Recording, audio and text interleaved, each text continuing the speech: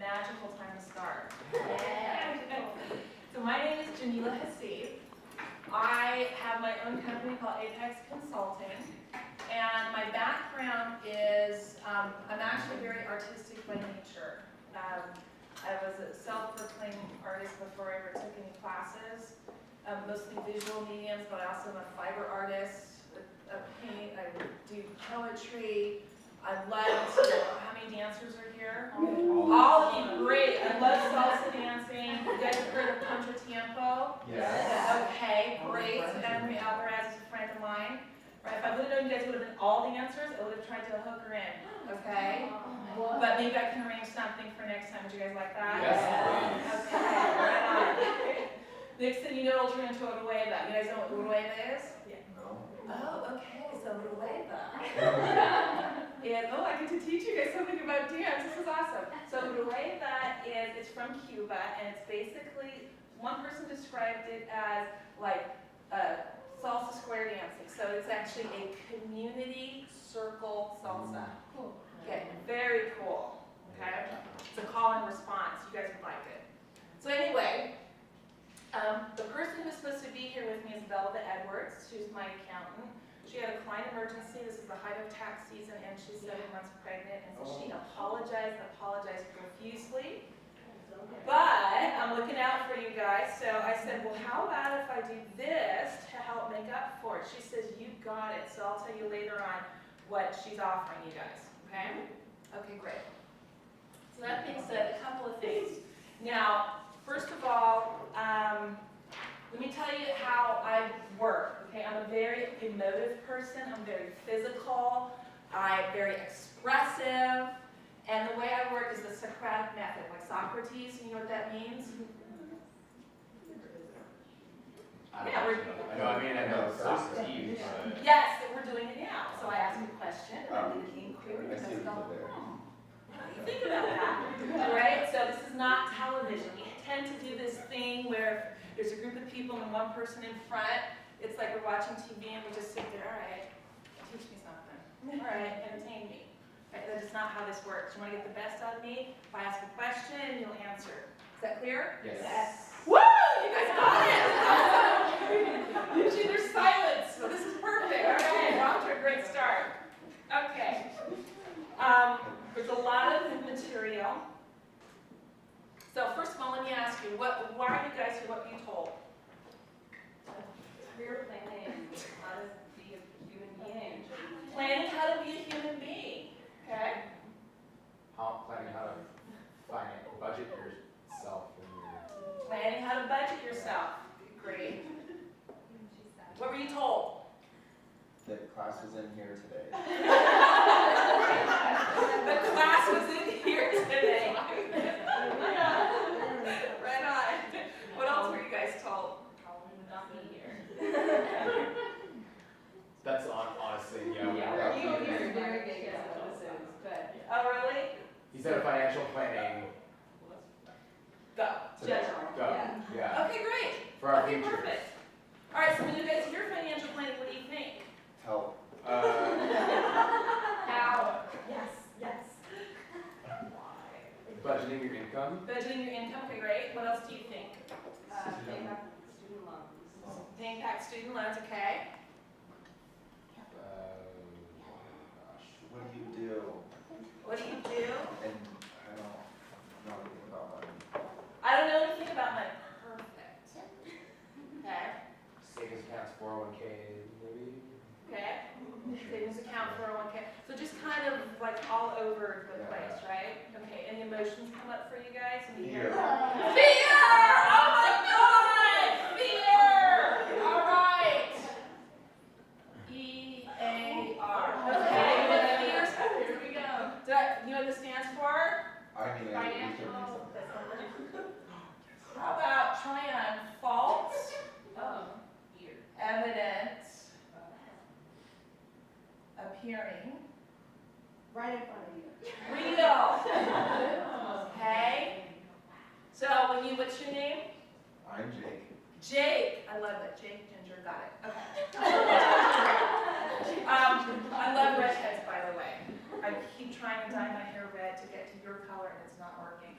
But my colorist loves me for it. So false evidence appearing real. So Jake, when you said I don't know anything, right? So I actually had my own financial services practice, okay? I worked my way from the ground up. I started out as an assistant, didn't know anything about financial planning or insurance, and they go, that's okay, everyone here doesn't either. That's how we got into it. So 17 years ago at Northwestern Mutual, I quickly became the #1 assistant. I got an award for it, Assistant of the Year. I ended up training all the other assistants. I ended up training all the new agents too. And then I got to the point where I realized I hit my ceiling.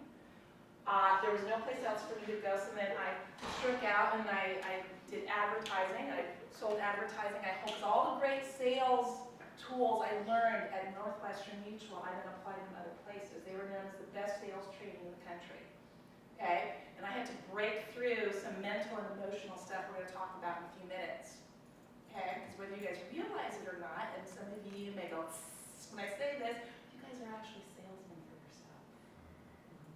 Okay? I'm going to let that sit there for a minute. Then went and started my own practice at Mass Mutual. Then I moved on. I got to the top of where I could get there, and then or actually I was growing it to where I could get, and then the market correction happened. We all heard about this in 2008, and people jumped out of windows. Okay, so I realized things weren't working, and I needed to reshift things. And again, I had to go through another emotional, mental barrier, but redefine what success is. And then I merged my practice with 2 financial advisors. Okay? Two female bosses, diametrically opposed, and a lot about communication. We're going to talk a little bit about that today too. And I headed up their investment desk. So I have a Series 6, 63, a Series 7, so that means I can talk to you about stocks and bonds, and I can sell them and place trades for you and do all that stuff that you see in the movies on TV, right? Like, okay, spot 36, like buy low, sell high, that kind of thing. Yes. Right? Put a collar on this, all that other crap. And I also have an insurance license, so life insurance, disability, health insurance, okay? So all of that to say, as I'm getting around to it, okay, is the #1 thing, it's all a matter of zeros. The #1 thing when people come into the office, they're embarrassed and they're scared. I swear to God, Jake, the first thing out of their mouth is, I'm so sorry, we don't know that. I don't know that much about money. I don't know that much about finance. And I know I really should know. And so here's the great secret. Everybody thinks that everybody else knows more than they do. Yes. And everyone's too scared to, oh, well, I know they have it going on because they drive, a BMW. Oh, well, they're successful. They're a successful dancer, and they have their own studio, so they must have it going on. No, you would be shocked. It doesn't matter if someone makes $5,000 a year, $50,000 a year, or $500,000 a year. Honey, I'm telling you, most people do not know what comes in and what goes out. So we're going to talk about cash flow. Okay? There is power in knowledge. And so most of us, we don't learn about money. It's not our fault, okay? But you're here now, when you walk out, you're going to have a different level of responsibility. But they don't teach us about money in school. They don't. They don't teach us about economics. They're now beginning to see with people like Robert Kiyosaki and Donald Trump, they're now heading this movement to bring financial education to schools, okay? But everyone thinks everyone else knows more, and I'm the only one that's in debt up to my ears in credit cards, even though they shove them on you when you come on campus, right? Okay, so we're gonna begin to talk about what's real and what's not real. Okay? So let me ask you this. Okay, so before we get into that, everything that you think you know about money and finances and education, I want you guys to just set all that aside. Okay? Because we just set it all aside. Okay? Because we haven't had this conversation before. Okay, so And you're gonna notice as we go through this, little things are gonna come up. Okay, so everything we know about money, we either inherited it from our family. Some families, they're super thrifty. Other families, they're super, what's the word I'm looking for? Affluent minded. How about that? Okay, so you either come from scarcity or come from affluence. So we had this last market correction, okay? Some people call it the Second Depression. And the first one, have you guys read about the first one, 1928? Yes. Okay. So what happened there, it affected people so much that people took two divergent points of view. They either saw it as an opportunity and saw things as, you have to come from abundance, or they saw things coming from scarcity, that there's never enough, there's never enough, there's never enough. Okay? So, can I talk about you just a little bit, Mom? Is that okay? Okay. So my mom, that's my mom, right? She's 78 years old. And so she was called a depression baby. So some of your grandparents, right, are around that age, between 75, 85, okay? They still remember what it was like. Okay, she was one of 6 kids. They had to take the paper. They would have the half a stick of gum, and they would separate the paper from the foil and save it into a ball of foil and a ball of paper, right? Because there was never enough. Okay, so you're going to want to notice this. What conversations come up, or some people have the opposite. It's like, oh yeah, there's money, woo! So you have, 2,000 in your bank account. You just keep spending. Oh, I have 2,000. I have 2,000. In the meantime, you paid rent, and you bought books, and then you bought food, and then you went to the movies, and then you said, okay, you see this? Yeah, there's not 2,000 still in there, but you're still acting like, woo, woo, woo, woo. Oh, the credit card bill came. Okay, I got it. Right? So we're going to talk about all that. So just notice these little things that come up for you. So ask yourself, am I coming from abundance? Or am I coming from scarcity? Scarcity. Thank you. Okay. Because here's the thing. As artistic people, there's this conversation in America, right? I don't know about other countries because I haven't lived in, except for Canada, I haven't lived in other countries as much as I've lived here. There's this conversation that if you're an artist, you have to starve for your art. How many of you have heard that more than once around here? Yeah. Right. Yeah. So Anna Maria, she came up against that, and she refused to listen to it. That's one of the reasons why she's successful. People told her when she first started a dance troupe, oh no, it's your first time dance troupe. There's this big convention, I guess, back east once a year right? They go, oh yeah, you'll never get a gig there because you're just starting out. No one ever gets a gig when first. Honey, she came back with like 3 gigs booked. Okay, so you got to ask yourself, are you coming from scarcity or abundance? And a lot of this comes from the difference. We're going to talk about the difference between price, value, worth, and cost. Okay, the confusion between them. Okay, great. Let's see. Now, here's the thing. So we're here we're scheduled for 2 hours. I have to do a hard stop at 3 o'clock. This is a whole semester's worth of information. So I'm going to give you broad strokes. Okay, but if there's something that you really don't understand, I really don't get, please do raise your hand. Okay, because I don't want you to walk out with misinformation. Okay? All right. Because the intention is to empower you to know when someone's blowing smoke up your leotards, okay? To know when, you know what, I think I should ask for help. And then to also, so you guys can get where to look for help. Because there's a lot of misinformation out there. Okay, so that's the intention of it. All right, so what are some things that you guys want to make sure I touch on today? I'll see if I can meet that. I guess, well, personally, health insurance. I Okay. turned 26 or whatever that law is now. Okay. Someone had mentioned budgeting before, Yes. B word. Okay, so we learned to rename this. Okay. Because budgeting people, this comes from scarcity, right? I had an 80-year-old client. I said, well, you want to get your budget. Oh, I don't, no, I don't need it. When she heard the word budget, she thought you're going to put me on an allowance. I can't spend money. So she started not using her air conditioner in the summertime, and she lives right here in Valencia. Okay? Yeah. All right? So we're going to use the word cash flow. This is the 2.0 version of budgeting. Okay? What else you guys want to know about? Make sure I touch on. Who the nice people are that help you with things. Who are the nice people are that help human beings?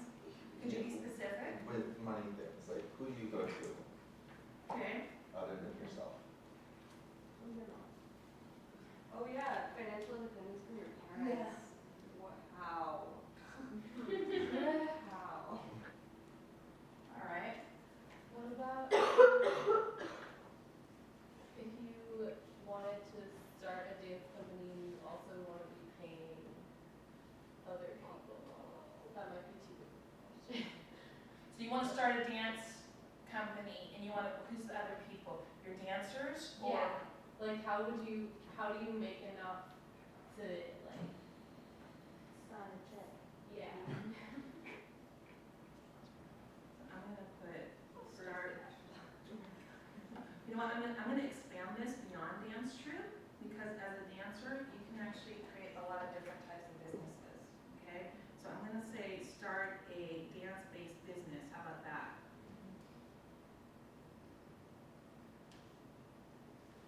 Okay, and Investments. Sorry. Yeah. okay, great.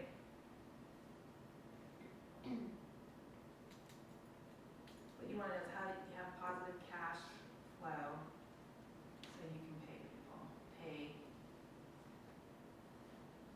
your employees. Is that what you meant? Yeah. Okay. Okay, investments, what else? Yes, Share with her and the class about the one who has her own company. that's, Graduated from UCLA, and she's from Cuba. that's who I'm talking about, Anna Maria Alvarez. Yes, That's what, yes, that's what she's done. yeah. Anything else? You guys think of it, Building Yes. credit. building credit. Or I guess, That's a good one. yeah, building credit. Great. Building back credit. Okay, show of hands, if you don't have to, you don't want to, how many have a credit card here? Okay. Have you thinking about getting a credit card? Yeah. Oh! I want to. I don't want to, but they're forcing me to. I can't get anything done. All right. So, let me ask you a question. All right, so what is money? An intangible object. Zeros and ones. So zeros and ones, paper, trees, yeah, it is paper. Right, so why is this piece of paper worth more than another piece of paper? We're still backed by gold. What it says on it. Because of what it says on it. You're getting close, would you say gold? Are we still to the backs? No, 1972, President Nixon passed a law without consent of Congress to move us from a gold-backed system to one that's backed by debt. So in order for the economy to grow, we have to go more into debt. That's where we're at. Okay, because what was happening was that we had so many dollars out there that the other countries were coming in and asking, you know what, instead of, because it was the Vietnam War was going on, they weren't sure about the U.S. government, so they actually, rather than dollars, they said, just give us the gold equivalent of what the dollars that we hold. And so the United States was concerned that, you know what, we're not going to be able, we're going to have more requests out there for gold than we actually have gold in the reserves.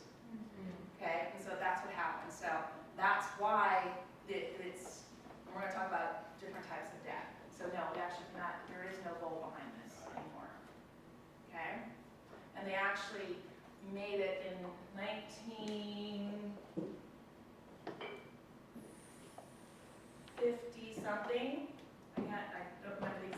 actually made it illegal for Americans to own gold, right? You couldn't go buy gold until they released it in 1970 something. Okay. That's great. Yeah. So there's stuff going on. I'll give you guys some resources to go get the information. It's actually very, very interesting. Okay. So because it said, who said that? You said that because it says so on here, right? Okay. Yeah. So this piece of paper with a 20 on it is worth more than another piece of paper with a 5 on it, simply because we say so.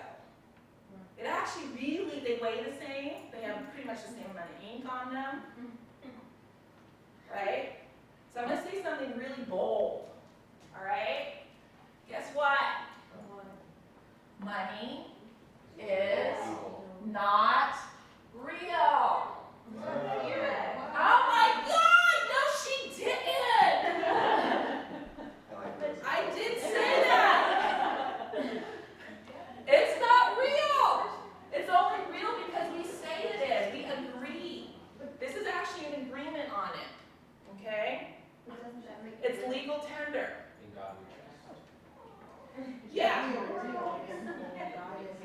It's real because we say it is, right? So after the Civil War, the Southern states had their own money, but because the North won the war, their money was worthless because the people who won the war said it was worthless. Yeah, awkward. Okay? So here's the thing. Just because it's not real doesn't mean there aren't real consequences. Yeah, go to the recorder's room and say, oh yeah, I'm not going to pay my tuition because money's not real. Ha ha. That's not going to work. Or your landlord, I can't pay rent. I'm not going to pay rent because it's not real. Just on that, Yes. education as an investment. What Yes. is it? Right. As investment, question mark? Did they do the right thing? Yeah, definitely a question. Great. So there's real consequences to it, right? So men, Yes. okay, men. Your self-worth as a man in this society is based upon your ability to be a breadwinner. Right? Your virility, your manhood, everything's on the line. You're judged by the car you drive and how much money you make. Okay? That's not real. It's all made up crap because people are saying it. Women, our conversations that we have to deal with that aren't real. Oh, women aren't good with money. Or blondes aren't good with money. Or a real lady doesn't talk about money. Right? Love and money don't mix. Love and money mix fine. Okay, you just got to talk about it. When you don't talk about it. And so that's why when people come into my office, they're fearful because they haven't talked about it. We've got people who've been married for 20 years. They never discuss money. You know what the number one cause is for people to get a divorce or to break up a long-term relationship? Money, hello? Right? Okay. Because you imagine, so remember those two different, someone coming from abundance and someone coming from scarcity? Often, these are two conflicting points of view. That's what they're dealing with here. Okay? You got one person who's saving the Ziploc baggies and washing them out and hanging them up. So Okay? And someone else is just like, woo! Going through them. All right. So just because it's not real doesn't mean there aren't real consequences. So we have to deal with the reality of this. So that's what we're here to talk about. Yes? What about that money is evil? Yeah, so that's another story, that money is evil. So here's the thing. If money is not real, right? Is money really evil? Yes. Okay. I can even bring out. So, I invite you, so this is one of those things, I remember I said stuff will come up, right? You can hear that little voice, money is evil, money is evil, money is evil. So here's the thing. We live in a capitalist society. Capitalist. Right? So in a capitalist society, the more money you have, it equals more power. But what it really is, and again, this is perception, okay? What money really gives you is access to more choices.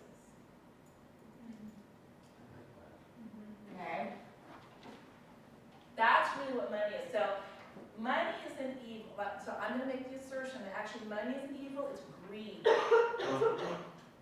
The love of money, that's evil.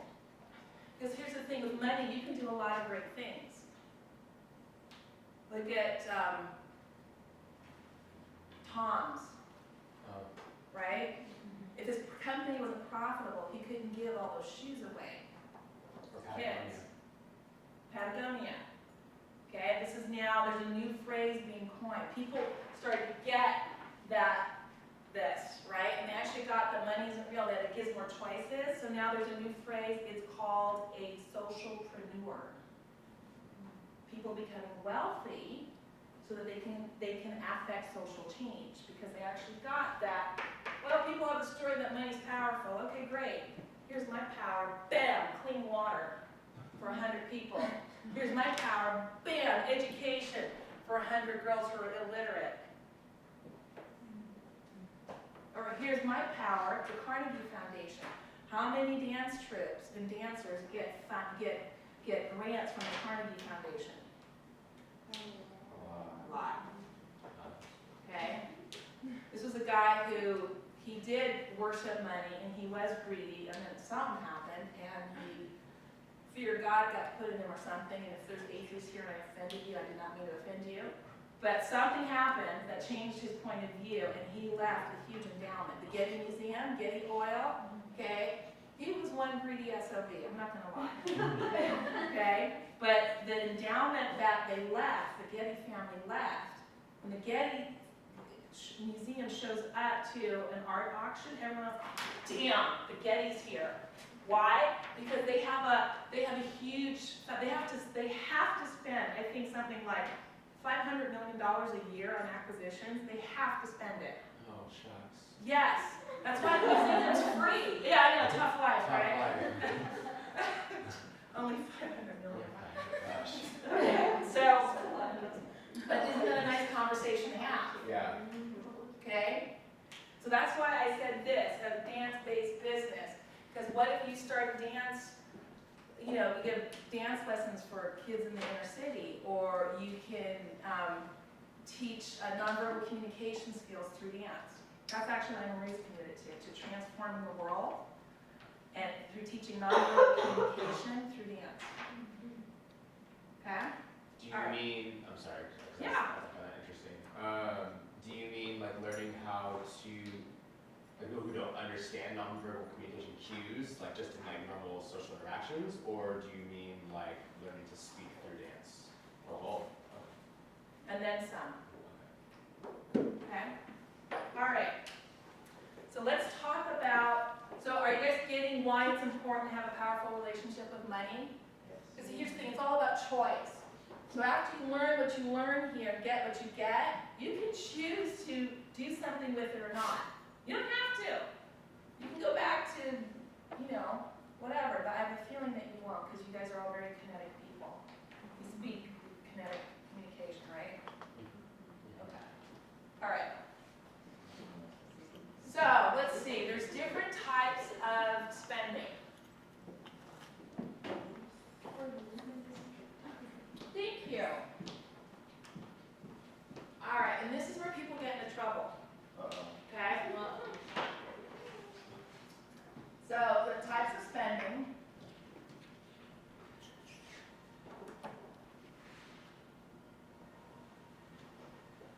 There is, let's do it like this. Fixed. Okay? There's flexible or intermittent.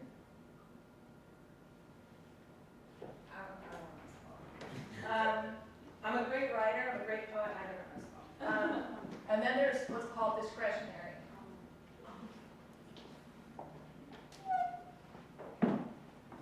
Okay? So,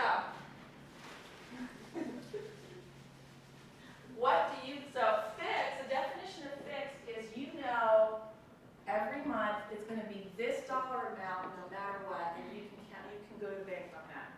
So give me an example of what would be considered fixed. Rent. Rent! Yep, rent. Okay, what else? Gym memberships?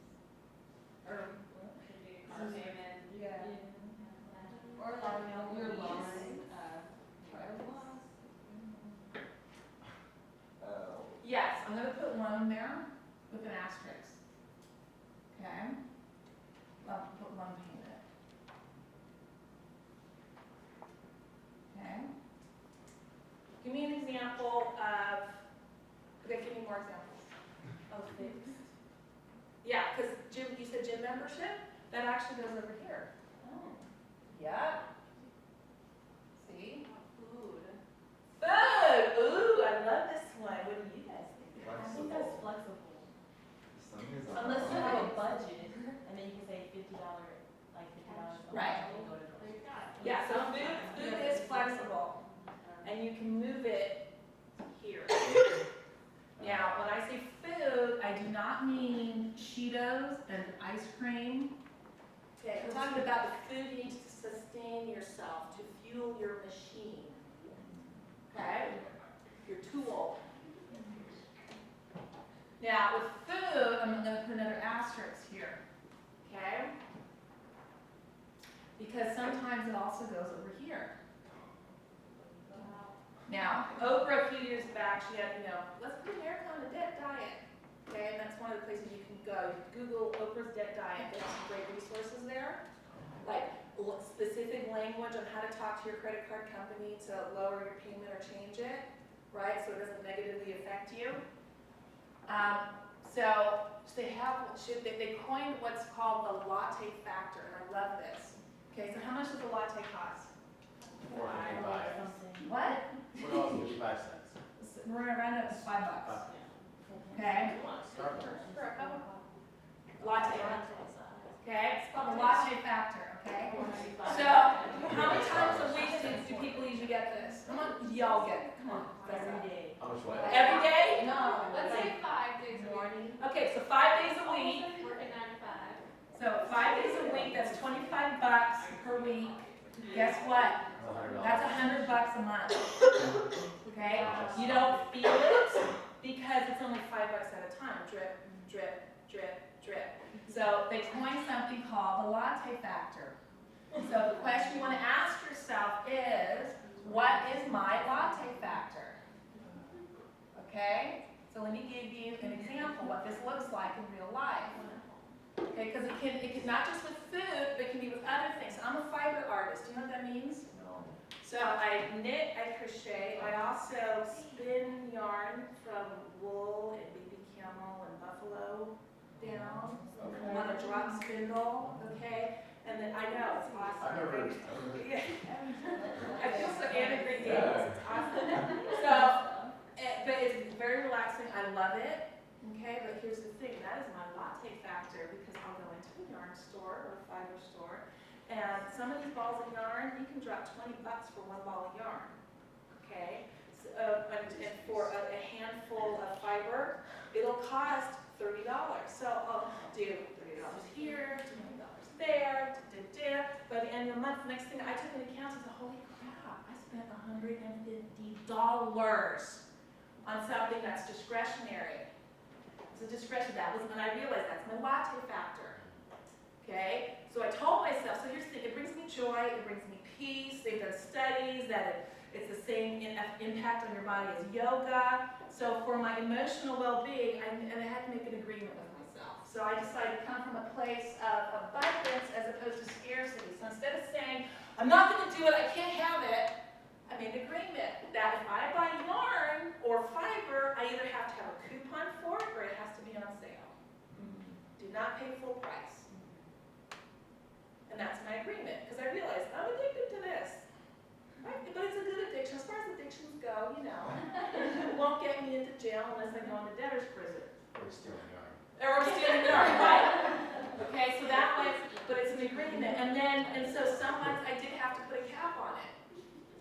Okay, but at least I could still participate in life, but be responsible for it. So you want to ask yourself, you all should ask yourself, what is my latte factor? So as you're sitting there thinking, what's my latte factor? Leotards, pants, shoes, lattes. There you go. I had someone, she had to have a fresh juice. You know, the juice, right? Yeah. And she would pop $8 for each, she should do that like 3 times a day. I know. And then she's like, I can't pay my rent. juice. Yeah, you can. And would you buy it full price, or would you go to Absolutely not. a thrift store and buy a used I one? think I need to wait till Christmas and ask for it on my list. Or I wait till it was on sale if they had, like Overstock.com or an outlet, yeah. Okay, give me some other things. This is really important, because this is where people run into trouble. Okay, so some of you guys talked about being financially independent from your parents. So if you move out of your house, what's gonna be required to set your house up? Rent, utilities, Mortgage. cable. Oh, okay. Cable! Oh, yeah, where does cable go? Discretionary. Discretionary, yeah. Internet, like Wi-Fi. Okay, great. Wi-Fi. Now, That's fixed. so this is an example of something that's changed, okay? 10 years ago, internet was over here. Now, it's actually, it's either here or here, okay? Especially if you need it for work and school, right? It's here, but here's the thing, you gotta make sure, so I'm also gonna put phone, okay? Because this is a necessity. You'll be responsible for those data charges, get the best deal you can. But every 6 months or so, you should call the company and say, what deals do you have for me? I've been a loyal customer. You go, oh, yes, you have. What about if your internet and phone are separate? That's two separate deals. Yes, it is. So it doesn't have to be together, you can ask them whether they're in bundles. If I refer someone to you, can I get a discount or a thank you? Okay? But you want it to be fixed. It should not be going up and down like this. If it is, there's a problem, you need to look at it. Okay? All right, give me something else. With your daily lives, what do you spend money on? Is the gas now? Utilities. Yeah. Isn't that flexible? Yeah, it can be flexible, and it depending on where you live. Like for some, they charge you water, and it's every 2 months, and you don't know what it's going to be. Okay, so that would be like water utilities. Yeah, so that's lucky. So when you're looking at things, this is one of the things when you're determining whether something's a good value or not. Okay, are you guys getting the flavor of this? Yeah. Yes. Okay. So gas is a fixed thing, but What kind of gas? for Gasoline? your car? Yeah. Or like, I think it's flexible. If yeah. it will be. Unless you go the same places. Or if I'm gonna put it in Go different anywhere. places. Well, the price of gas change. Yeah, the price of gas changes. However, so for example, I now drive a Prius. Okay, it cut my gasoline bill by 2/3. Wow. But, Yeah. what did you drive before? A Saturn. I drove, and it got pretty good gas mileage, right? Now here's the thing: gasoline to do things that give you value. Okay, we're going to talk. So now is a great time to transition into that. So gasoline for school, for work. Okay. Now the gasoline for discretionary thing like movies. Okay. Now here's the thing: you guys are dancers, right? So clubs and theater. Okay. It depends. And this is where Belva, if she were here, she could chime in. This could actually be considered, even though it's discretionary, this would be in a different category in terms of it contributes to your education. It can contribute to your education or your business. Why do I say that? Networking. Networking, research. Okay? If there were actors here, I'd tell them if they go to the movies, you actually can write that off as research. You're Yeah. analysis. So for dancers, you can write up music you buy. Your shoes, Yes. your tights. Yes. What about gas to get you to Yep. dance jobs? Yes, auditions, yes, you can. You want to take track of your mileage? Yes, Hey. yes. And there's actually on the IRS website, they give a list of what's deductible and what's not. What is that website?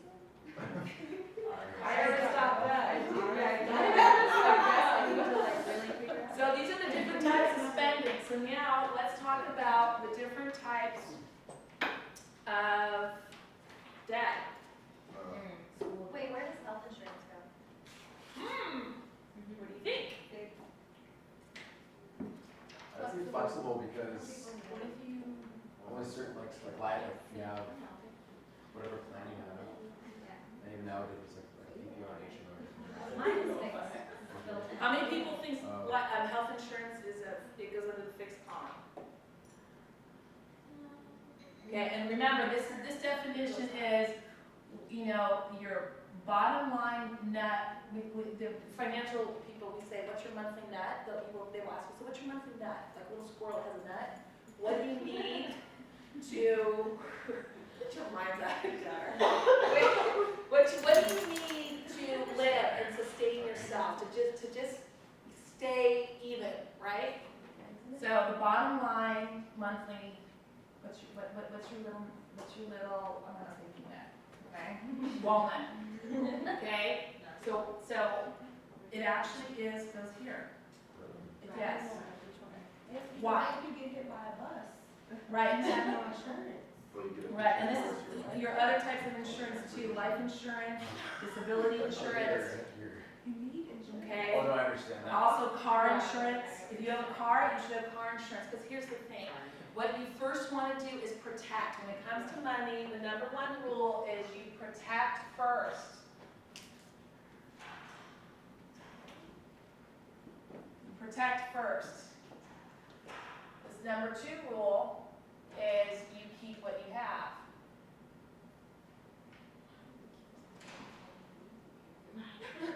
That's a good question. All right. I have a We're question gonna just talk- to yeah. wrap my brain around. So Yeah.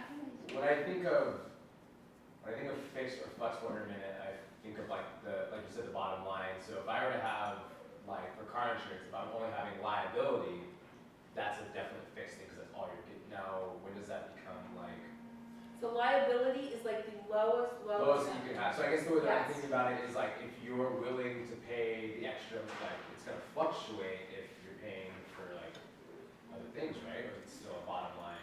You can have a type of car insurance that's more than liability, that's fixed. The I price will see. still be Okay, fixed. Okay, how old are you? 25. Okay, so for a 25-year-old, we are living in the major metropolitan area. Car insurance for you is very expensive.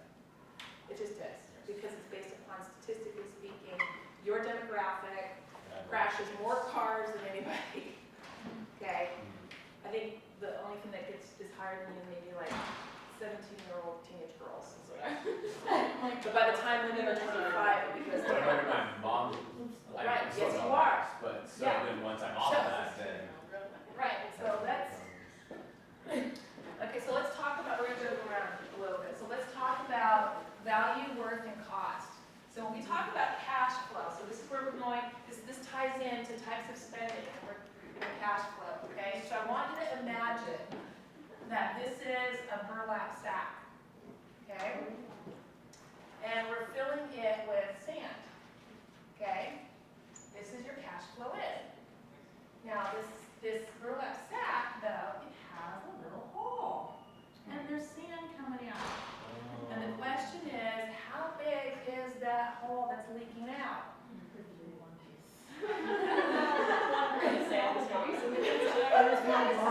It goes right through. A gaping hole, basically. Thank you for being authentic. Yay! We're getting real with ourselves, right? Yes. Getting real on the arts. Okay. Yes. Okay, say, the worst thing happens to a dance where you can't get a job, so you have to go back to like a minimum wage job. How can you really survive off of a paycheck to paycheck minimum wage job? You're doing just that. You are surviving. Okay? So surviving is barely, you're just keeping from being on the street. You're keeping from dying of hunger. Okay? So they just raised the minimum wage rate. And it's still, it's catching up, but it really still isn't enough. If you have one minimum wage job, it's actually not enough. Okay? Now, this is an example. Why is it so low like that? I was about to answer that. Okay, so there is,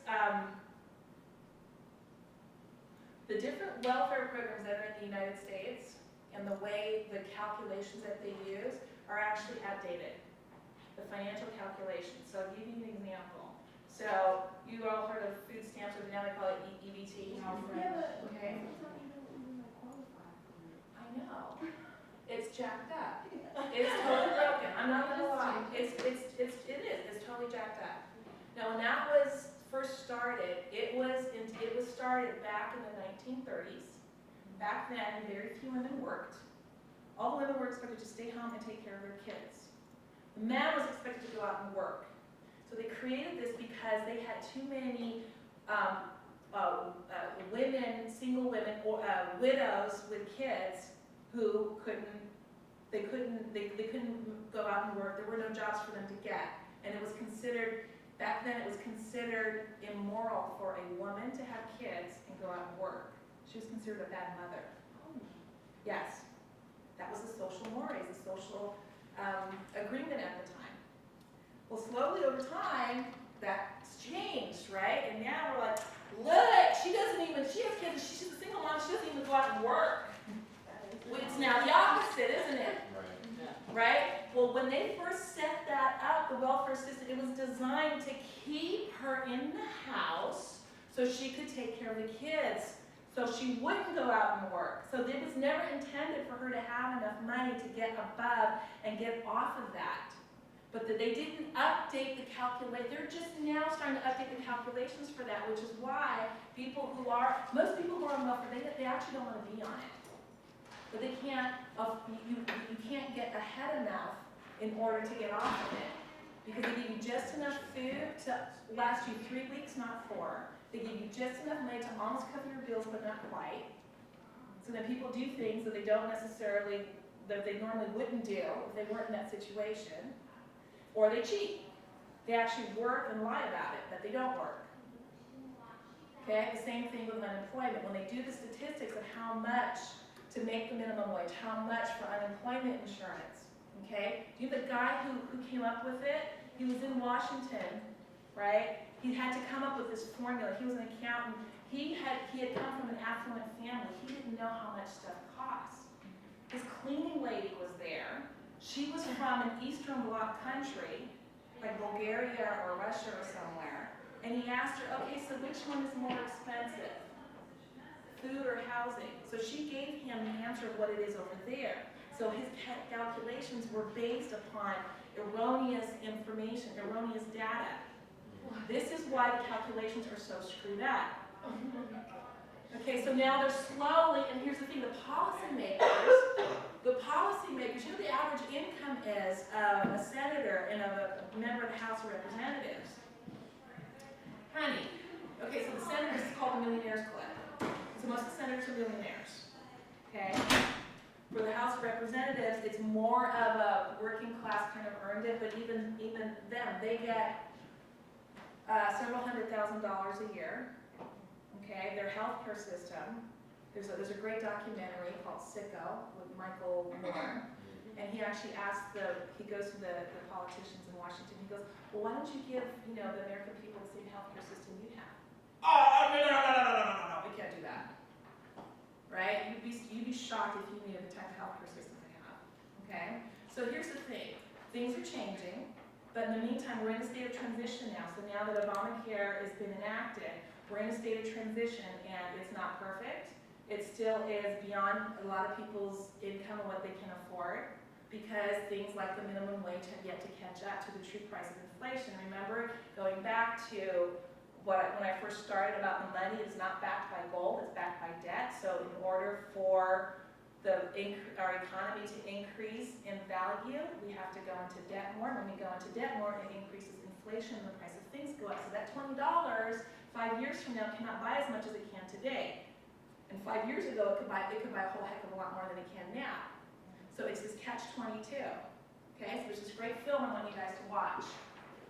You may have seen it already. It's called In Time with Justin Timberlake. Yes. It is a fabulous, fabulous film. Okay, you want to understand about money?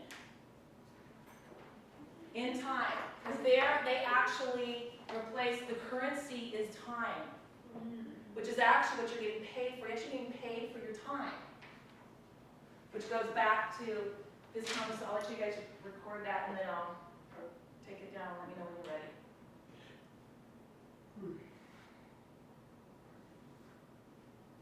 Okay? Okay, great.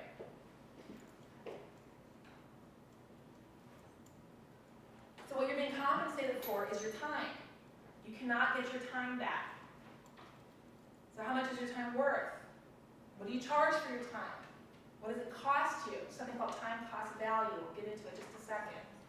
So with regards to the different types of spending, it will, depending on how you spend your money, this hole will either get bigger or smaller. Okay, we're going to go back to the question about insurance. So if you do not have insurance, okay, has anyone in here ever gotten into a car accident and did not have car insurance? Okay, I have.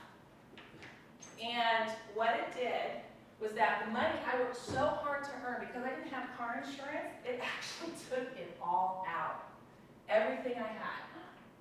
And so it actually put me at a deficit down here. Like there was no bottom there. It was wiped out. Okay? So when we talk about, so there's certain things, health insurance and car insurance. So if you drive, car insurance first, and then you work on getting health insurance, and you figure out a way to get it. Okay, legally. Okay? I have to say that because people, you said. Why? Because, yes, is there a cost to the insurance? Yes, it is. However, what it does is that rather than wipe you out completely, it'll then maybe lower it a little bit, how much you have in your burlap sack. Okay? But it won't wipe you out completely because this is a form of protection. You want to protect it. Does that make sense? Yes. Okay, great. So let's talk about debt really quick, and then we'll go to the difference between price, cost, and value worth. All right, so now there is, can anyone see down here? Yeah, no? Yes. Okay, so there's two types of debt. There's good debt and bad debt. How many people think all debt is bad? It's pretty bad, right? It can be. There's actually good debt. Good question. Like what? All right. So with our society becoming more and more electronic, more and more things, you need a credit card to function. Okay? So you need to get some type of credit card. Now, where debt becomes bad is when you're using it for this column.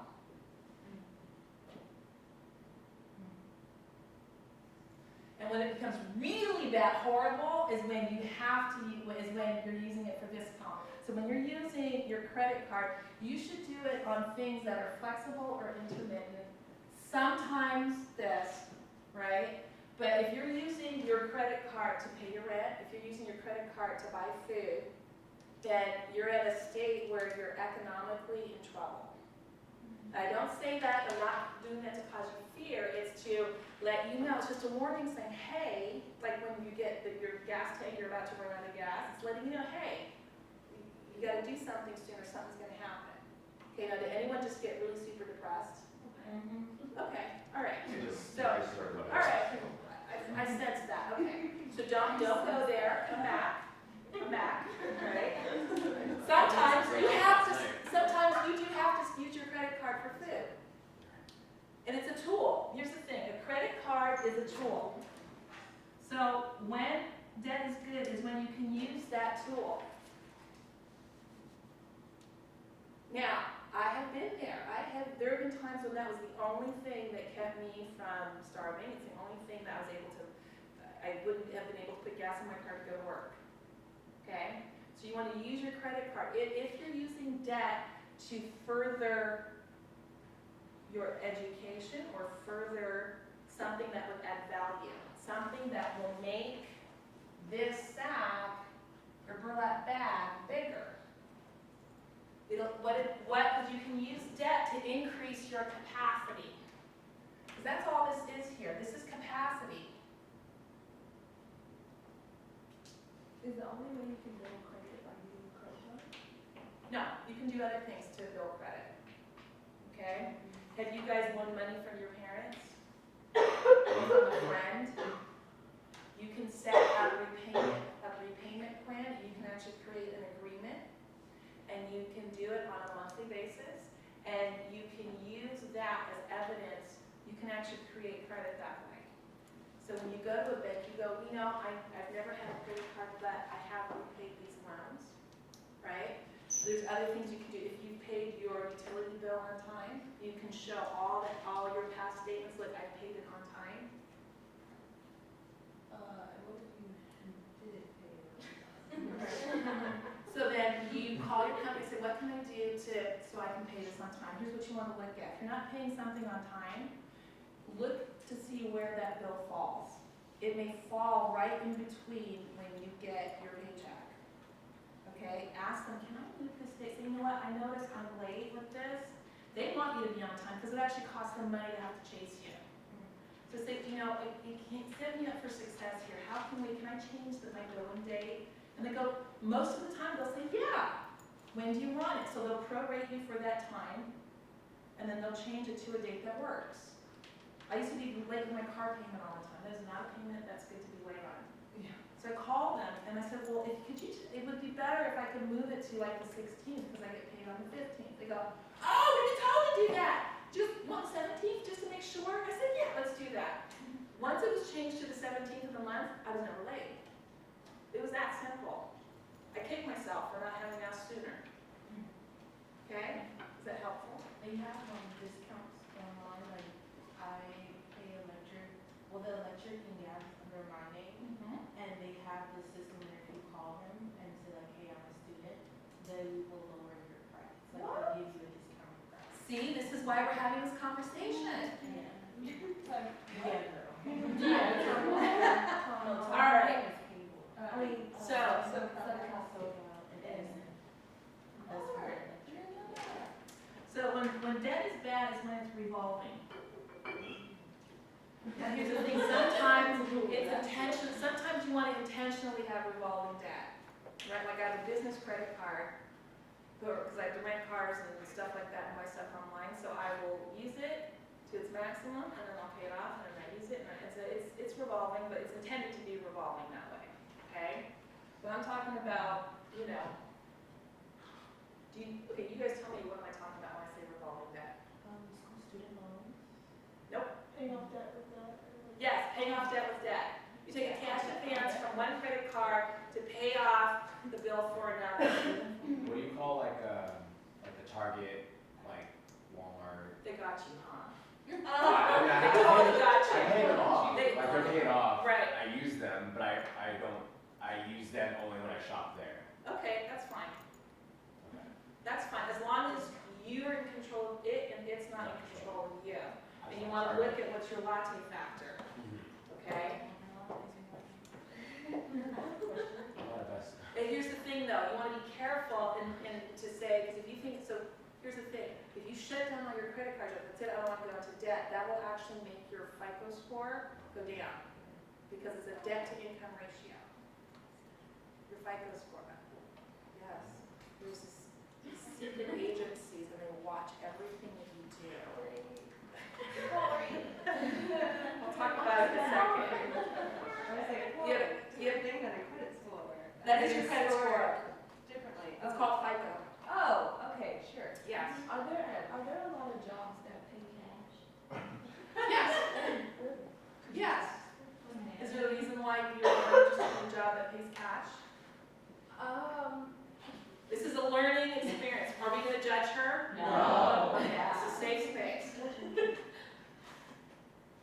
Well, if you put the money in the bank, then it's really not your money. It's the bank's.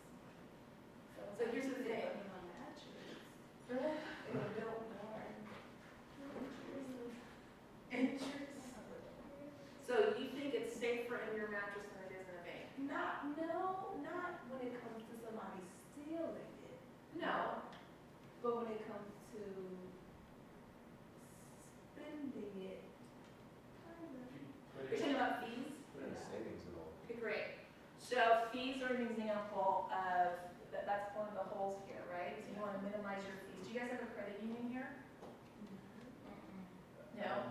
belong, is there a credit union system they can belong to? I don't know actually, but I can look it up.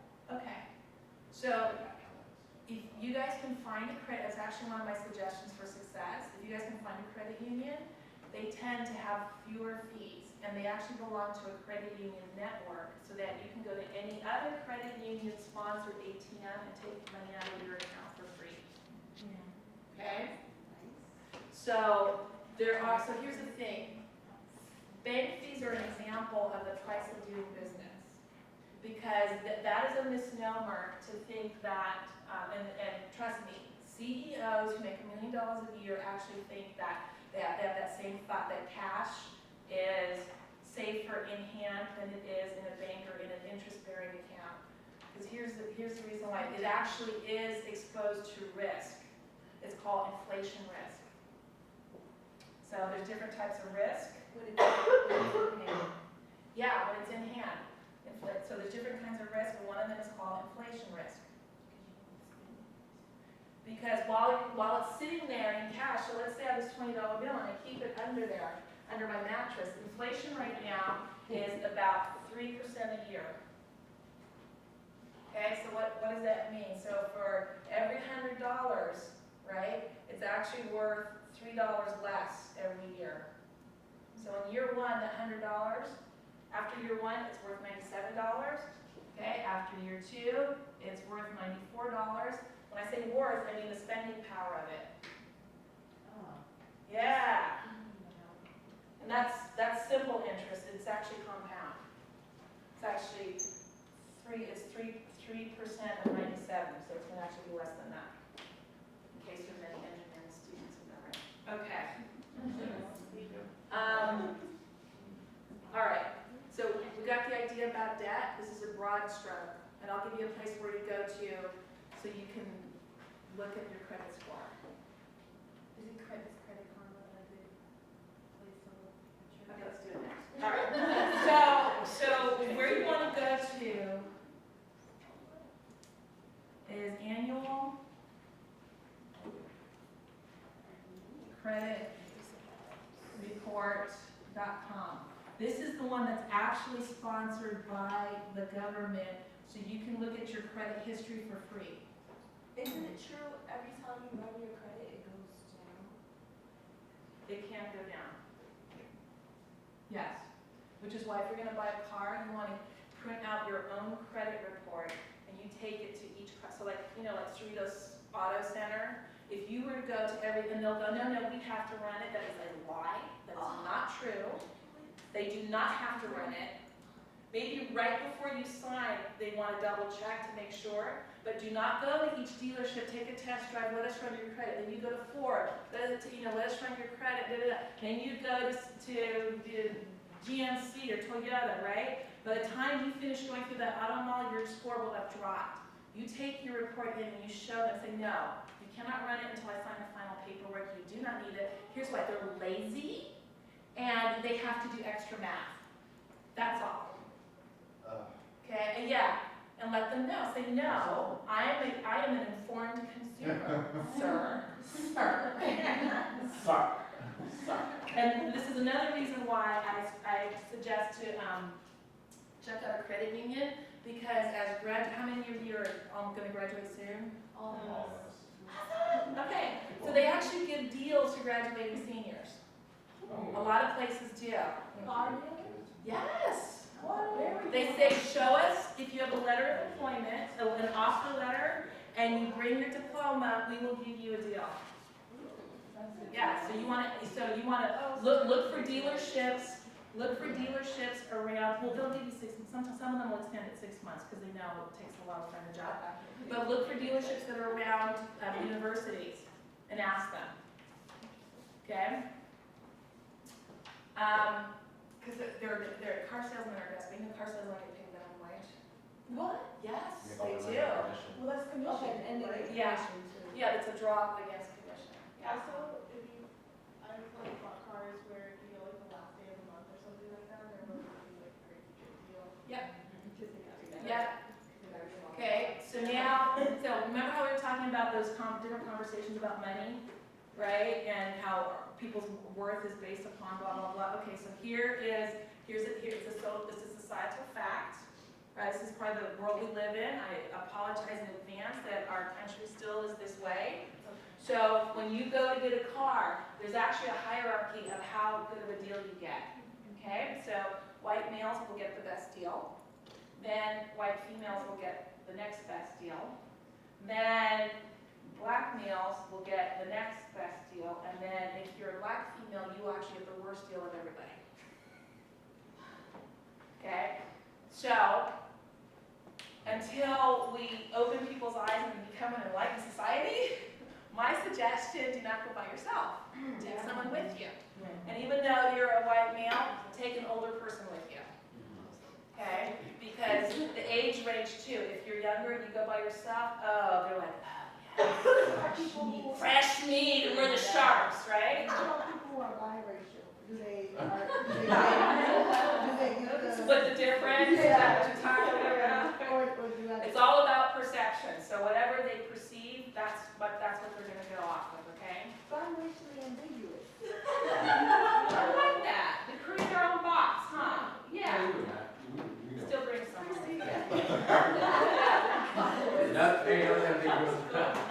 I bring someone with me when I go, and I know a whole bunch of crap, okay? So I'll go for the test drive, and then they go, oh yeah, come back, and they'll give me some numbers, and then when I come back to do the actual deal, they go, oh, you brought someone with you. Yes, I did. Show them the numbers you showed me. They go, oh, well, let's just recalculate it. No lie. Okay. So when you go here, there's going to be a portal. So there's three. There's TransUnion, there's Equifax, and then there's Experian. Okay, now you will get your free credit history. It's free. So by law you can get your credit history, but by law you do not have to see your score. So what you do, so pick a time when you have to uninterrupted for about an hour, okay? And make sure your signal is strong, you won't get booted off, because then it screws it up, okay? And there's a portal there. So you start here at this website, and then you go here, and it'll ask you questions. Did you live at this address? And was it, and you're gonna be shocked. You'll be like, That's so creepy. how do you know that? It's so It's creepy, totally It's creepy, so creepy. totally creepy. I hate it. And so then you get your history here, you print it out, and then you come back to the portal, and then you go here, and then you print it out, and you come back to the portal, and you go here. You print it out, and you come back to the portal. Experience. What if they ask for your social? They will ask for your Okay, social. so that's. Yeah, that's normal. That's why I'm telling you to go here, because this is a legit site. Okay, but again, make sure your virus software is up to date, okay? Now, when you go, each one will offer you, do you want your score for, it's range in price between 10 and 20 bucks. It's a one-time fee, you don't have to sign up for anything, and that's normal, okay? That's if we want to print it. The score. Oh, the score. Okay, so this is just, the history is free. The history is free. Okay, and look it over. There's going to be some things on there that may not be yours, right? But the score costs money. Now there is another one. My assistant found one that she put me through it, and the only reason why I allowed her to is because she could remember to cancel it. I tried doing those other, you can sign up. Okay. You don't discontinue the first or Yeah, and it is freecreditreport.com. You have to sign up for their gig, you have to put in a credit card number, okay? And then you can cancel it in 30 days, but you have to remember to cancel it. Otherwise, you just signed up for your subscription. Yeah, I did that for Amazon and then charged me. Amazon. Right. Okay? I didn't know, like, all your stuff. Yes. So if you tend to get busy or forgetful, just do this. Okay? All right. Now, how credit works is it's based upon what's called an income to debt ratio. Okay, now this is where it's like bizarro world. It's really backwards, screwed up thinking, okay? So people who want to lend you money, like banks and card companies and credit card companies, they want to lend money to people who don't need it. I see. Okay? Because their thinking is, well, if you don't need it, then it'll be easy for you to pay it back. Okay? So there's certain behaviors that will red flag you that, oh my God, you might need money. Okay? So if you start taking a bunch of cash advances from your credit card, right? Sometimes you have to take a cash advance. If that's the case, then take how much you think you're going to need. Don't do 50, 50, 50, 50, because that's gonna set up a red flag. Okay? If you start doing it late, okay? Now you can pay down.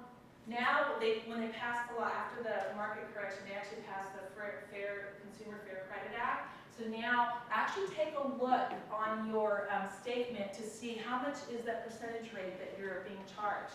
And it'll tell you if you do the minimum, this is how long it'll take you to pay it off. If you do just $5 or $10 more, this is how long it'll take you to pay it off. Okay? So this is another case. Like, remember I said call your cell phone company, call your credit card company. And go, you know, I was wondering, is there any other kind of deals you can use more? Because here's the thing, they actually review accounts some companies it's every 6 months, other companies it's every 9 months, and some is once a year. They review to see, oh, can we lower the rate? And so some of them you have to ask for it. If you don't ask for it, they'll keep charging you 23%. And that's actually loan shark rates.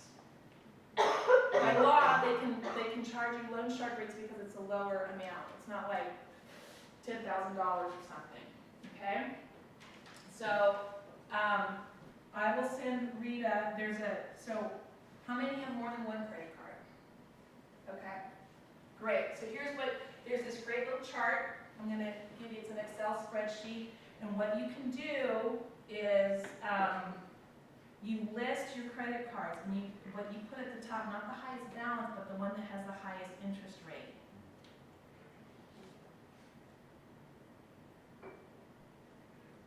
Okay?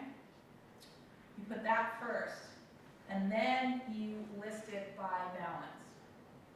So you can actually see what do I got here? Okay?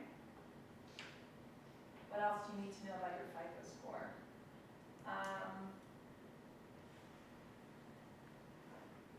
So some of you are going to be going out looking for apartments. So when you again, take your print it out, get your score, print it out, and take it with you and say, I'm actually applying for a lot of apartments. I would appreciate it if you didn't run my credit until after. I don't mind you double checking it if you approve me, but I don't want to lower my score. They should respect that. Because some of them, they automatically, and they will tell you, they have to tell you we're going to run. And here's the thing, when you get in the mail and they say you've been approved, blah, blah, blah, that is crap. Because in order to be approved for a card and in order to run your credit, you actually have to sign a piece of paper giving your signature permissions for someone to run your credit. So I can imagine that for a lot of us, our credit has been run without our permission. Okay? All right, what else? How often do you check your credit score? Or should you check it? At least once a year. Also, so it doesn't fluctuate. Oh, it does fluctuate. Now some credit card companies have this new feature, like I think Discover. Yeah, Discover, they show you, I think my Barclay card started doing that. They go, oh, this is your score and it's changed. Okay? Now the room got really super heavy. Everybody get up and stretch. We're going to talk about fun stuff now. Stretch, stretch, stretch. Let's talk about sex, baby. Yeah. Yay. Here's the thing, not knowing, you're going to make up stuff, okay? It's best to know what's so that you can work on it. And there's consumer agencies, if you're really not, if you feel like you don't have a handle on your credit, right? There's agencies that can help you. And I'll give you that information. All right. Let's see, where was I? Bum, ba, bum, ba, bum, ba, bum, bum, ba, bum, ba, bum. All right. So let's talk about cost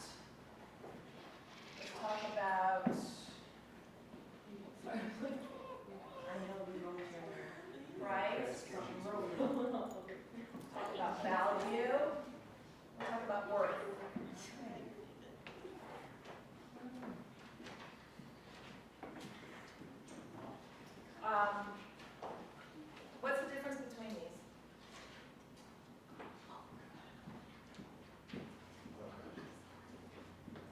So, Okay, so which one of these things does not move? value. No, Cost. we're. I don't know. Cost. Oh, I win. You win! Woo! Yay! You took your homework financial day. Well, okay. So this one, you may be able, so the cost is what, how much resources does it take to create something? When I say create something, it can be an object or it can be a service. Okay? So how much or how many resources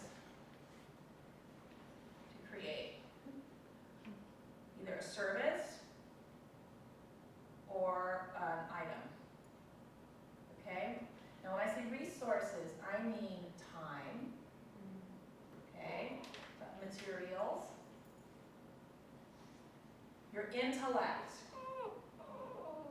okay, time, materials, intellect, yeah, okay, so you guys are dancers. You come up with a kick-ass choreography, it took time.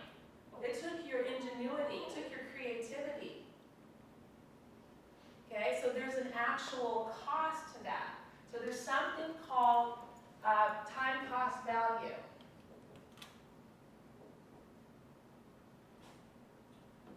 Okay, now this, if you're going to own your own business, you're going to be an independent. You're going to be a independent contractor out there. Okay, even if you're going to be an employee, there is the time it costs you. There's actual value to the time that it costs you. Okay, so this here, so you can change certain things. Like if you're creating, I don't know, a chair, the cost to create it may change because you can have it change in the United States versus have it made in China. Maybe the price of rubber changes, but there comes a point where you can't get it any lower. The cost is what it is, what the cost is. Okay? Now, here's the thing. So that's the cost. So this, you get it to a point where it is what it is. It's not going down below. Okay? Then the price. The price is what is someone willing to exchange for that. So how much, or yeah, how much is someone willing to exchange?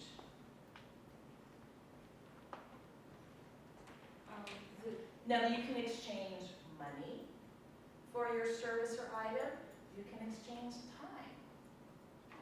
We only think about money because we're a capitalist society. There's a huge resource out there in exchange of services. You guys come from a very creative school.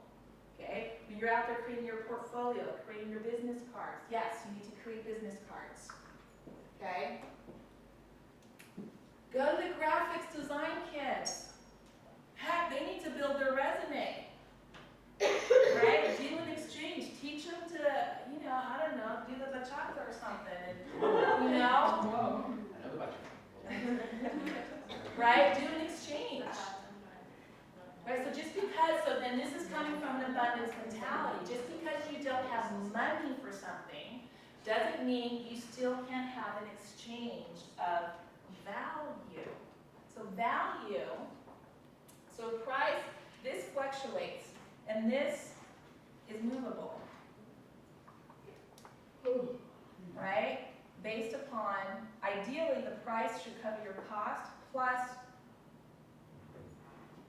how much it's worth to you. So now the value.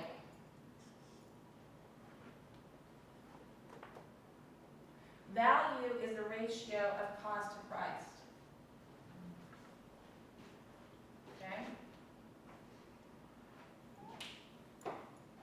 And worth is completely subjective. This is simply because someone says so. And where, as artists, we get into trouble is when we do not know our value, we lie to ourselves about how much it costs us, because we don't value ourselves. Because we're not present to how much we're worth.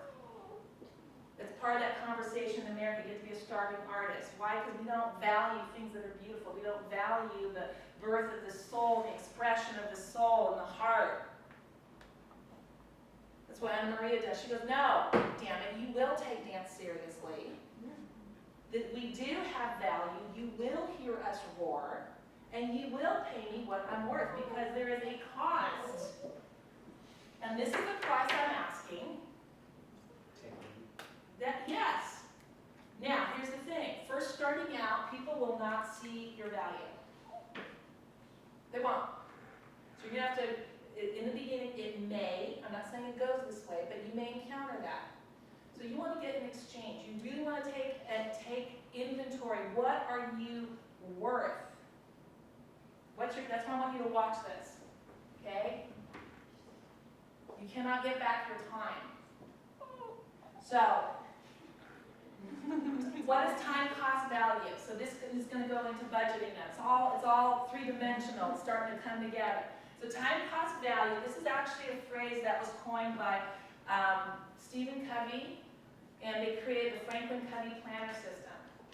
Okay, it's an organizational system. That's mine over there on the desk, and it helps you leverage your time.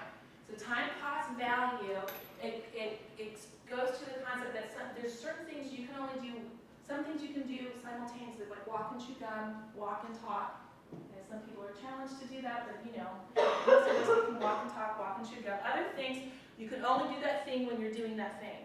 Like for example, if you are,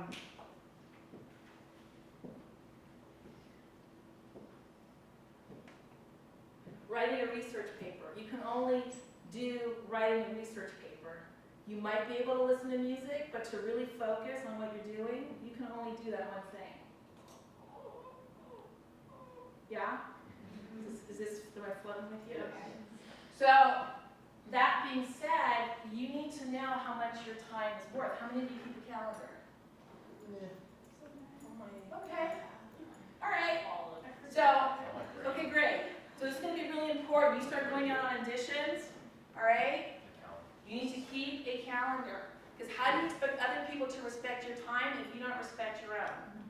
Schedule yourself. Schedule your workouts. Schedule your laundry. Schedule time with your friends. Schedule your free time. Just put, hey, free time from 3 to 6. Woo! Right? Because you're so you want to look at things. Now you guys seen people who will drive 10 miles to redeem a $5 coupon? Yes. Yes. Guess what? They do not value their time. They don't. The gas, the time they spend doing it, standing in line, because everyone else drove 10 miles also for that same damn $5 coupon. Okay? When, just pay $5 more, please, because guess what? In that time that it took for you to do that, and the gas that you spent, and the wear and tear on your car, you could have actually been making 10 phone calls, and you could have gotten that gig. Oh, coming together now, right? So that's when you're going to leverage your spending here. So it may not be, just because it's $30 off or 30% off, does not mean that that is worth. You actually might be more valuable than that. What you're going to do is worth more, okay? So the time cost value, you want to start changing, you want to look at your day. So when you look at your calendar, well, what are the golden hours? You want to plan your time. Because if the person who fails to plan plans to fail, you want to get a strategy. Okay, so every day you should spend 15 minutes planning your day. Okay? And planning your week. You make promises or someone makes a promise to you, put it on that, okay, when? Get to a time and a place. Okay? You're going to call me, great, what time? Oh, I'll just call you. No, I need a time. I know your time. And if they resist, you say, what? What's your name? Kelsey. Hi, Kelsey. So, Kelsey, I know your time is valuable and so is mine. I don't want to waste anybody's time. So, what time next Tuesday do you want me to call you? After 3:30, Between 3 and 5? Okay, got it. So how about 4 o'clock? Is that okay? Okay, great. Because I may be calendar, 4 o'clock, Tuesday, Kelsey. Okay? So, you plan your time. And you really want to look at it. So there's going to be demands on your time, and you want to think to yourself, okay, what is this worth to me? You start asking yourself this question, what is this worth to me? Okay? All right.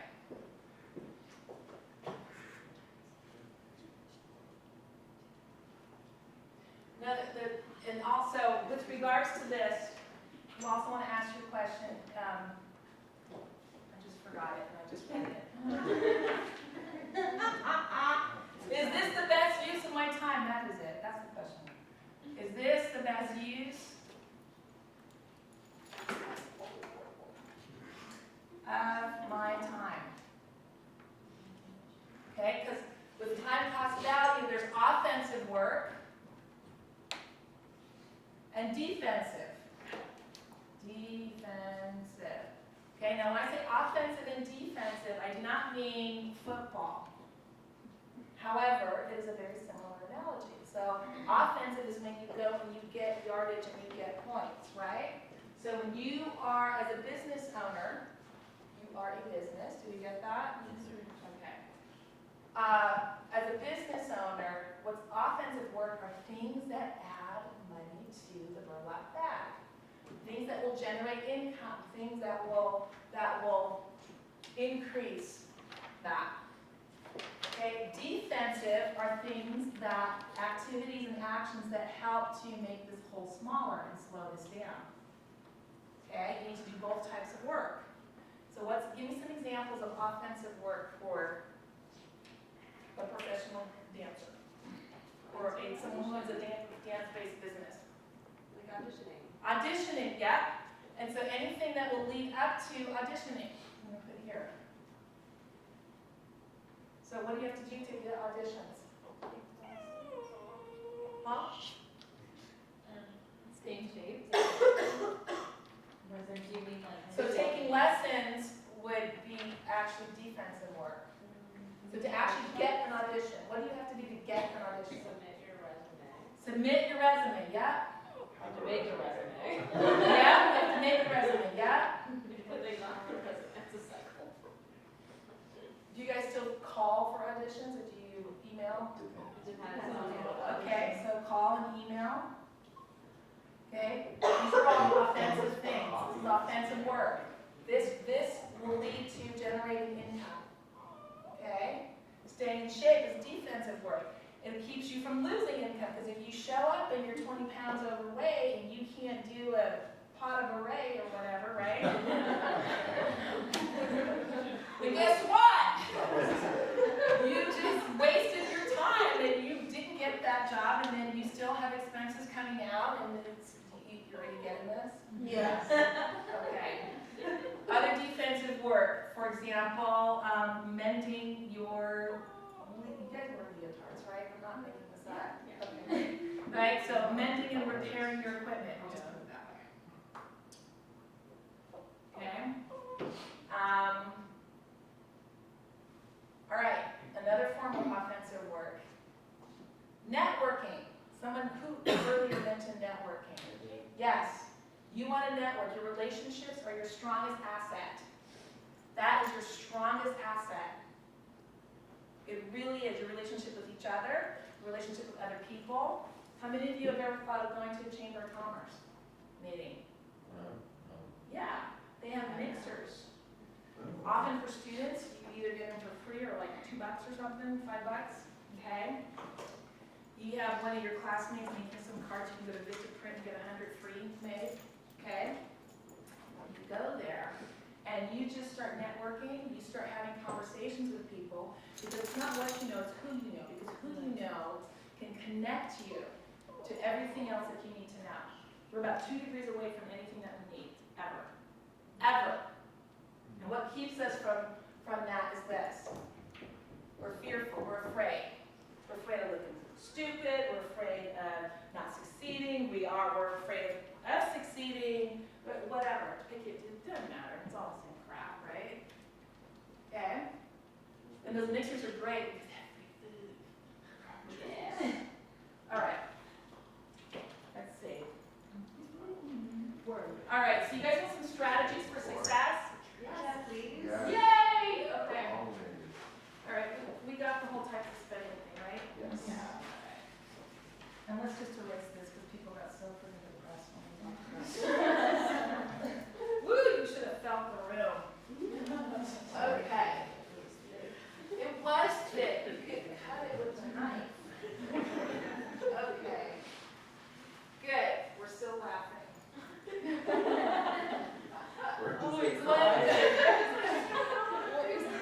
one of the governing values of my company is fun. If it is not fun, I am not doing it. Right? And if it's not fun and you still have to do it, I bring fun to it. That's Okay. great. I want to do that. Okay. So, number 1, honor your word. What do I mean when I say that? Take pride in what you do. What else? Oh. Know your worth. Say more about that. Keep it. Can we come back to you? I guess, yeah, come back to me. Okay.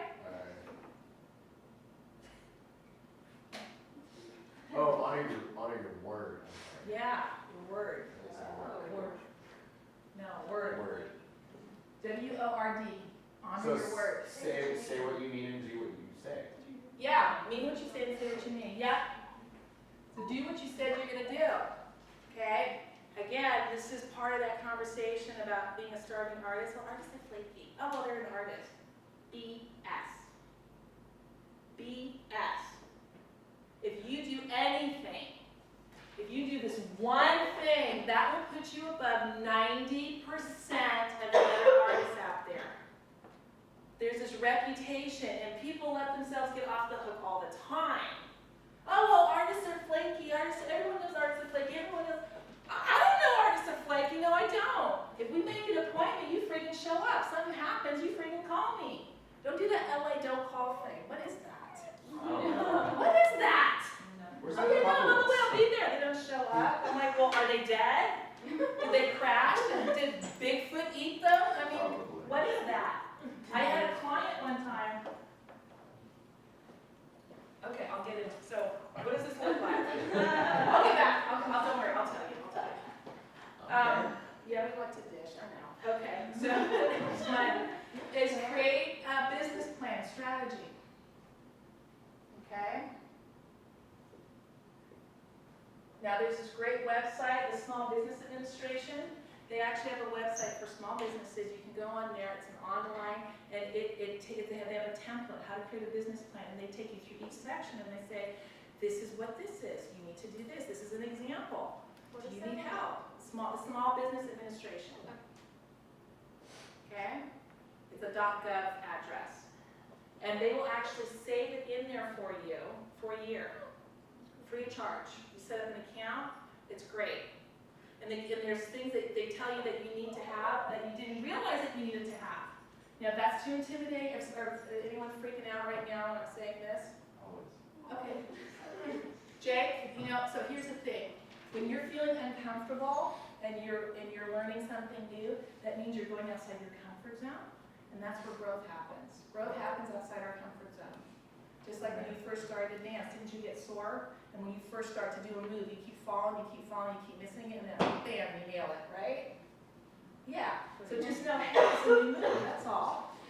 Okay, so that's it. So I know when I get that feeling right here, okay, great, that means I probably should do it. It's probably good for me, I will probably grow. Okay? So if this is, you want to take baby steps, just write it out on a piece of paper.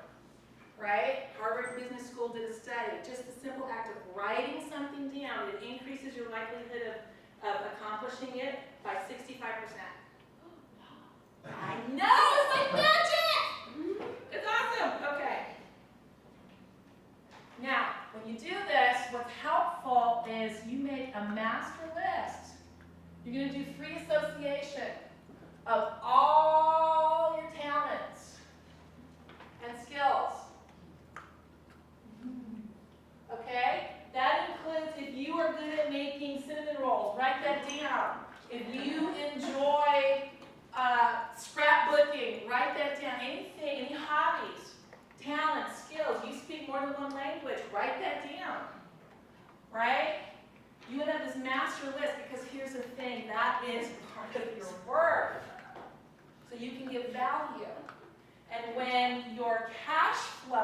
what you would like it to be, you still have that list of something valuable that you can give in exchange for something else to someone else. Once upon a time, during, because when was that? It was after 9/11, right? Everything went to hell in a handbasket, and I lost my job. I had my Arabic last name, I lost my job. What a surprise. And then I injured my back, right? And so I used up all my savings. I needed a job. I did not have a job. I was about to be, my rent was about to, I was about to be evicted if I didn't pay it. I had no gas in my car, I had no food. Like, what the hell do I do? I made a master list of my talents. And then I gave up looking good. I gave up the fear of looking bad. And I called everybody that I knew. I started with my closest friends first. I said, here, this is the deal. I knew what my fixed expenses were. So my monthly net to keep me from getting evicted and put food on the table. And I said, this is what I need. And this is what I can offer in exchange. So I knit. Someone says, you know what? I've always wanted a custom-made hat and scarf. So in exchange for that, they gave me some food. Someone else said, well, I need my house cleaned. Can you come and do that? I said, absolutely. So then I came on 7 o'clock on Saturday morning, cleaned the whole entire house for $100. Someone else, I love gardening. I went and I spruced up their garden, and then they put gas in my car, right? Because they had an extra gas car, right? So you don't have to. This is coming from. I had to come from an abundance mentality, not one of scarcity. Okay, so when that, because this is going to be, it's going to come. We're all feeling warm and fuzzy now, but when you go back out there, and the world is not going to give you the room that you can be an artist with abundance. Say, oh yeah, and then you pull out your list and go, yeah, look at this, I got an abundance of talent. I may have zero in my checkbook, but guess what? Or zero under my mattress, but I got an abundance here, baby. Right? Are you guys getting this? Yes. Okay, great. All right. So let's see. All right, so do that. Now, number 3. Now, remember I talked about relationships, right? Now we're calling it tribal marketing, okay? It's all about who you know. So you want to build relationships. I like tribal marketing. It's kind of, what was that Disney movie? Oh yeah, that'll work. But I was thinking more, you know, the big lion and the Lion King. There we go. Okay. The lion.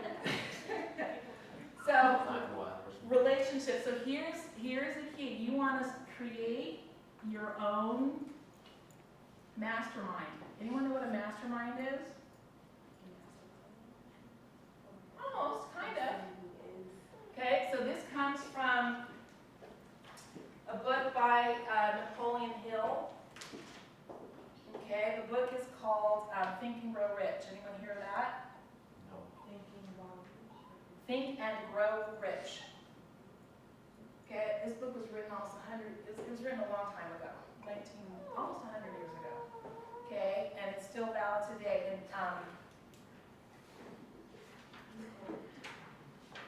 you can check it out from the library. It comes in written form, it comes in e-form, and it comes in audio form. Okay? And it's one of the #1 bestsellers. Okay? So in there it talks about creating a mastermind. What you do is you take other people who are success-minded, entrepreneurial-minded, people who want to go out and create something in the world. Between 4 and 8 people. The more people you have, the better. Don't go beyond 8 because it gets too big. What you do, you meet on a regular basis, once a month, twice a month, each person, and the price of joining it is that you give your 100% full effort, your energy, your ingenuity, your commitment to it, to that group, everyone in the group, okay? Everyone does this. And each time you meet, one person brings forth what their problem or their issue or their challenge is, and they go, this is what I want to accomplish, and this is what I need. And everyone in the group then focuses their relationships, their time. Okay, well, you know what? I can introduce you to so-and-so, and I know this person, or you know what? I can do this for you, or you know, have you thought about that? And well, let's look at this. And every person in the group contributes to that, the one person presenting it. And so each time you meet, everyone brings their issue to the group. Because here's the thing: united, you will succeed. You try and do the solitary thing, it will be a lot harder. You may succeed, it's going to be a lot harder. Okay? The time cost value is very high when you try and do it by yourself. It's how you leverage your time. So start your own mastermind group. And include other people, not just other dancers. Okay? Then market yourself.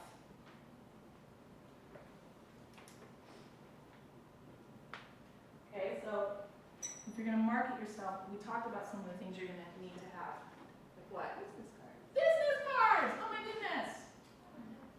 Resume, Yeah, resume. Yep. dance reel, or reel. Yep. Website. Yep. Headshot. Headshots. Yep.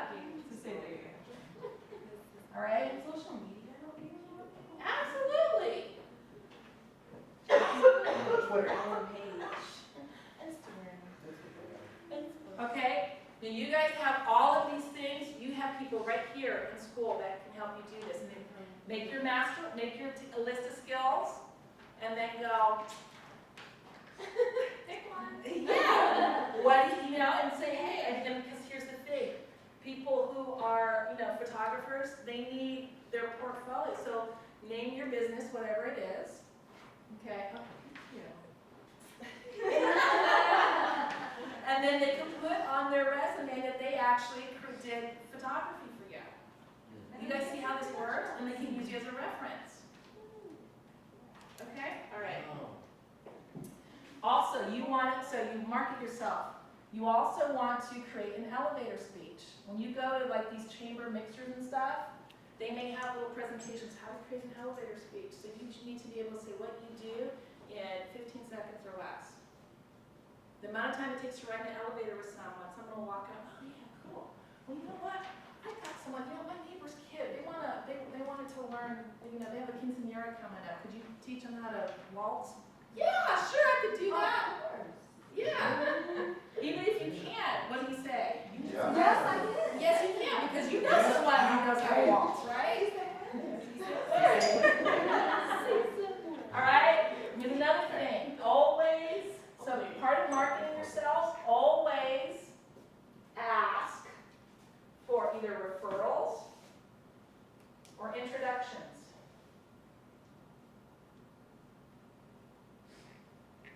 Always ask for that. And if you're going to ask, if we're coming from a tribal marketing point of view, if you're going to ask, you also want to give. And I actually suggest giving first. So you always give referrals and introductions. And that's part of honoring your word. If you say, yeah, I'll connect you with so-and-so, really do it. You may forget, or it may be 1 or 2 weeks, oh, I'm so sorry, I promise you I'd do this. Even if you go back a year later, say, I really honor your word. It's been a year later, I said, holy crap, I just remembered, I promised to do this last year and I didn't do it. Here it is. I can't tell you how many brownie points you will get for that. Okay? That's part of paying it forward. And then you also want to keep a existed system, like a calendar and a watch, or something to keep time. Okay? And the story I had about that, I was coaching someone, he's a makeup artist, a Hollywood makeup artist, and he was complaining that business wasn't good. And business was really, and he was broke, and he was in debt, it was a hot mess. So I started working with him. Turns out, dude never owned a watch in his life. So it was on Monday. Swear to God. He goes, I'm dominated by time. I was like, well, consider you are being dominated by time because you don't have a watch. And then, of course, he didn't have a calendar, never kept a calendar. Right? So after having a conversation, we dug a little more. He says, well, no one will hire me, no one will hire me. You know why no one will hire him? Because he's late all the time. He never showed up for his kids. Never. If you know movie sets, hey, if you're not there when they need you, they move on. They call the next person. You got to be there within 10, 15 minutes or it's next. That's a lot of money. So finally, got him to get a calendar, get a watch, and freaking call people back. And guess what? Within 2 weeks, oh my God, it's amazing. I can't believe it. It was like magic. It was amazing. So anyway, so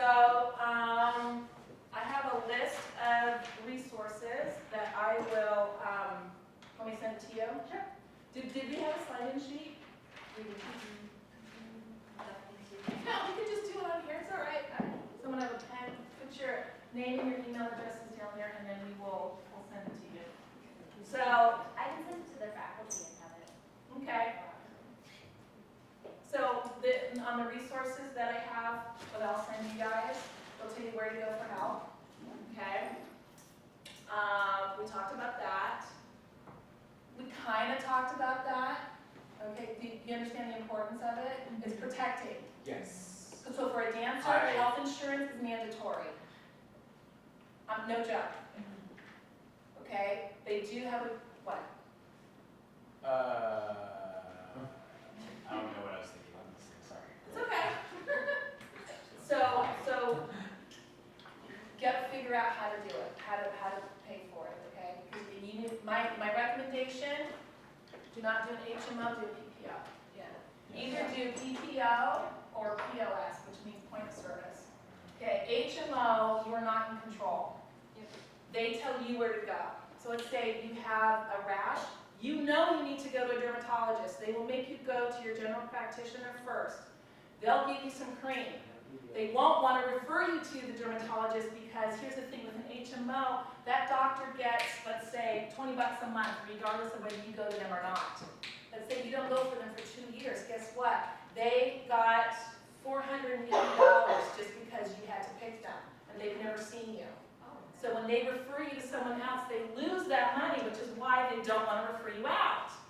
But you know you need a dermatologist. So let's say they give you cortisone cream, well guess what? That was the wrong thing. You actually have MRSA or something, and you actually needed something else. I'm not creating that, I'm just, I like extreme examples so you guys get it. Okay, so you want to pick a PPO. So that means you get to choose who you go to. And point of service is the same thing, they just build it a little differently, like, okay? Let's see, you're gonna hit that. We did that. We talked about that in general. Education as an investment. Yes. Okay. And then, investments. Okay, let me do this really quick. All right. This is the pyramid of risk. Okay? So down here you have lower risk. This is higher risk. Okay, this also has higher returns. Okay, this has lower returns. So here, this is cash, CDs. You guys know what a CD is? You put your money in the bank and you can't take it out for 2 years, and then so you put $100 in. By the time you take it out, you get $120, but you can't touch it for 2 years. If you touch it before then you get penalized. That's a simple example. Yes. Now, so this is low risk, right? Then here you have bonds, little old ladies like bonds because they're safer, less risky, but there's still risk. Then here you have things like mutual funds, okay? Then here you have things like stocks, okay? And here you have things like gold, okay? Then here you have things like real estate. And then here you have things like oil, okay? So when you hear people, oh, we put everything in our investments and now we have nothing, because guess what? Their triangle was upside down. They built it from the top down, and you need to build it from the bottom up. So you need to first protect yourself, then you keep what you have, and then you make it grow. Okay? So in terms of cash, ideally you want to try and keep between 3 and 6 months of what your monthly nut is. That list of what it takes, okay? Because something happens. If you don't, it may take you a while to get there, but just know that's what your target is, okay? It's 3 o'clock, it's after 3. Thank you very much for your time. Thank you.